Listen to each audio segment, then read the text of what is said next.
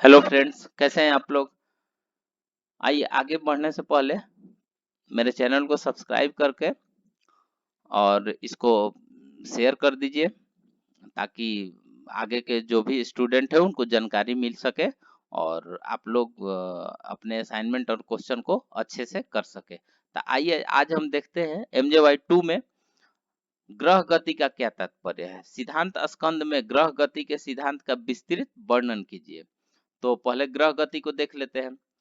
ग्रह गति किसी व्यक्ति, पशु, पक्षी या ग्रह पिंड के द्वारा नियत काल में उसके द्वारा तय की गई दूरी गति कहलाती है। इस परिभाषा के अनुरूप ही ग्रहों द्वारा एक सावन दिन में तय की गई दूरी को ग्रह गति के नाम से जानते हैं। ज्योतिष शास्त्र की परंपरा के अनुसार आकाश में विद्यमान पिंडों में जो गतिमान है उन्हें ग्रहों की संज्ञा से व्यवहृत किया गया है। आकाश में सततः गतिमान ग्रह पिंड भ्रमण करते हुए विविध प्रकार की गतियों को प्राप्त करते हैं, क्योंकि ग्रहों की भ्रमण मार्ग निचोच वृत्त की परिकल्पना के द्वारा गतियों में विभिन्नता उत्पन्न करते हैं तथा सभी ग्रहों की योजनात्मक गति समान होते हुए भी कलात्मक गति अलग अलग होती है। गति के बैल छन्य एवं गति की उत्पत्ति के पीछे भी अनेक कारण प्राप्त होते हैं।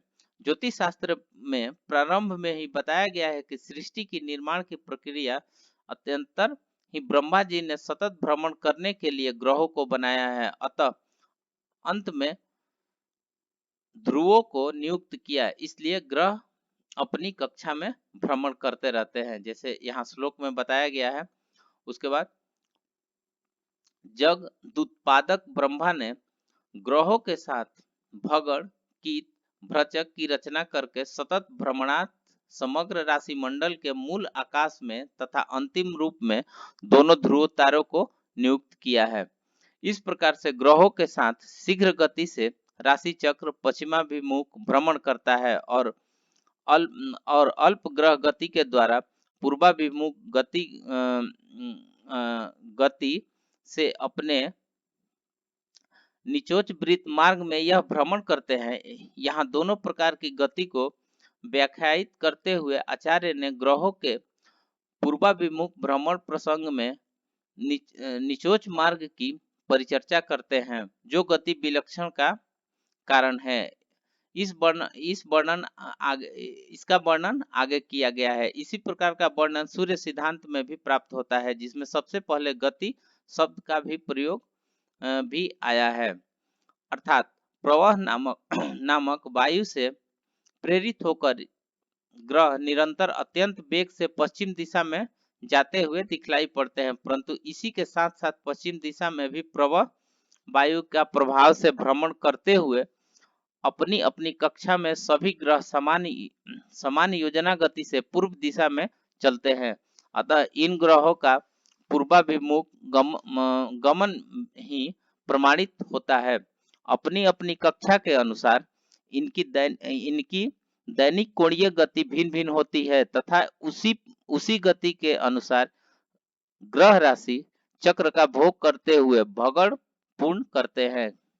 काल प्रतिपादक इस ज्योतिष शास्त्र में काल के रूप में ग्रह ही आते हैं। ग्रहों में सूर्य अति महत्वपूर्ण माना गया है, क्योंकि उसके प्रकाश से ही सभी ग्रह प्रकाशित होते हैं तथा वह काल की आत्मा भी है। अतएव काल के प्रतिपादित ग्रहों के द्वारा चलने के कारण विभिन्न प्रकार की गति उत्पन्न होती है। यहाँ 2 दिनों के ग्रहमानों में आगत अंतर को गति कहते हैं। यह अंतर दिनादिक, कलादिक एवं अन्य काल मापकों में भी ग्रहण किया जा सकता है, जिसमें कहा गया है कि गमन में जो अंतर होता है उसे गति कहते हैं। यह अंतर एक दिन या एक मास या एक वर्ष में भी ग्रहण किया जा सकता है। जैसा आप देखें तो अयनांश प्रयोग में वार्षिक गति, मध्यम ग्रहों के प्रसंग में मध्यमा गति,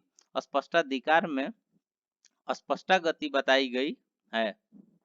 हमारे दैनिक जीवन में गति का व्यवहार ज्योतिष में भी होता है। जैसे हमारी कार के 2 घंटे में 100 किलोमीटर दूरी तय करती हो तो प्रति घंटा 50 किलोमीटर गति मानते हैं, परंतु यदि हम 1 किलोमीटर में काल गति का आनयन चाहते हैं तो 100 kilometre by 2 hours means 120 minutes. So 1 kilometre चलने में 1 मिनट 12 सेकंड का समय लगेगा। सभी ग्रह अपनी अपनी कक्षा में प्रतिदिन 11858 बाई 45 योजन घूमते हैं। यहाँ दो अनुपात की चर्चा की गई है। प्रथम गति इक्वल्स टू आकाश कक्षा बराबर कुदिन इक्वल्स टू दैनिक योजनात्मक गति। इस प्रकार इस अनुपात के साथ साथ हम मान लेते हैं तो पाते हैं कि प्रतिदिन योजनात्मक प्रमाण से ग्रह 11585 बाई 45 योजन घूमते हैं। अब आते हैं स्कंद सिद्धांत में ग्रह गति के सिद्धांत। सिद्धांत स्कंद में ग्रह गति के सिद्धांत गति मापन की दृष्टि से दो प्रकार की होती है, योजनात्मक गति, कलात्मक गति। योजनात्मक गति विशेष रूप से ज्योतिष शास्त्रीय ग्रंथों में सबसे पहले योजनात्मक प्रमाण में ग्रहों की गति की चर्चा प्राप्त होती है। भास्कराचार्य ने लिखा है कि सभी ग्रह हमेशा एक समान गति से एक समान योजन दूरी तय करते हैं। कला विकलादि की कल्पना के द्वारा मंद एवं शीघ्र गति भेद कहे गए हैं जो भिन्न भिन्न होते हैं। यहाँ बताया गया है कि सभी ग्रहों की योजनात्मक गति समान है, परंतु कक्षा के छोटी एवं बड़ी होने से इसके अवधि एवं भ्रमण के कालखंड में परिवर्तन दिखता है।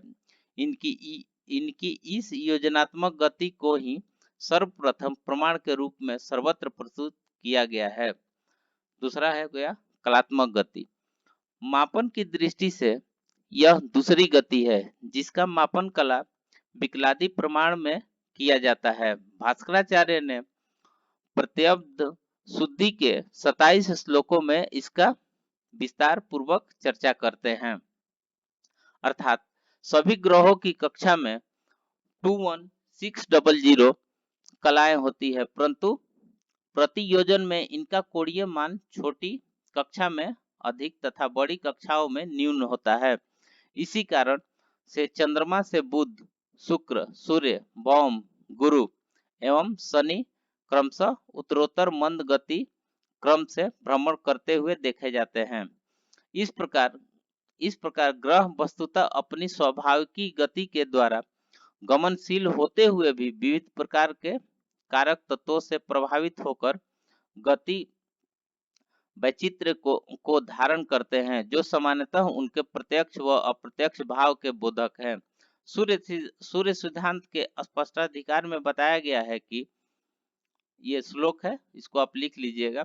और बताया गया है कि वक्र, अनुवक्र, कुटिल, मंद, मंदतर, सम, शीघ्र तथा शीघ्रतर में ये 8 प्रकार की ग्रहों की गतियां होती है। इस प्रकार में ग्रहों की 8 प्रकार की गतियां की विवेचना किया गया है।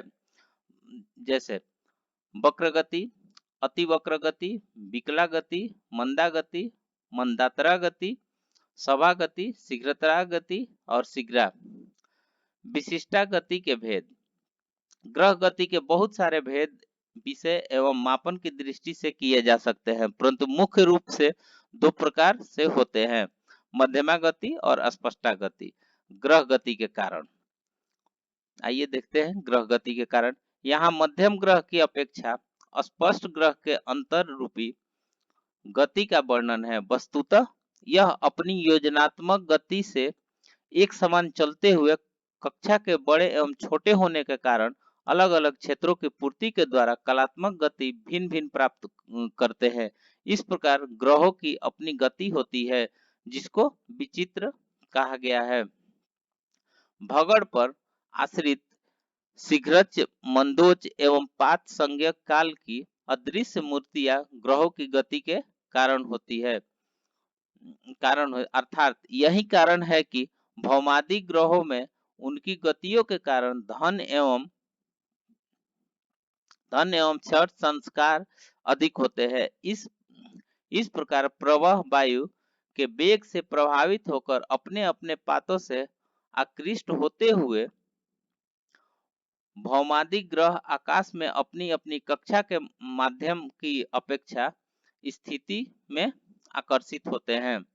इस प्रकार आज हमने देखा MJY 2 का एक चैप्टर अभी हम लोग ने कंप्लीट किया, जिसको आपने अच्छी तरह से इसको पढ़ लेना है, समझ लेना है, बाकी जितने भी श्लोक है उसको देख लेना है।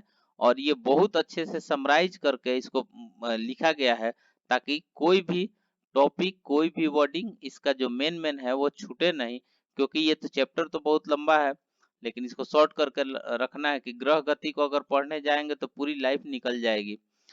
इसको समराइज करके लिखा गया है, और जो भी इसका सिद्धांत स्कंध है उसको भी वर्णन किया गया है। तो इस प्रकार से देखते हैं, तो फिर मिलेंगे नेक्स्ट वीडियो में। तब तक हमारे चैनल को सब्सक्राइब और लाइक और बेल आइकन को प्रेस करके अपने फ्रेंड सर्किल में शेयर कीजिए, और फिर मिलते हैं नेक्स्ट वीडियो में। तब तक के लिए धन्यवाद।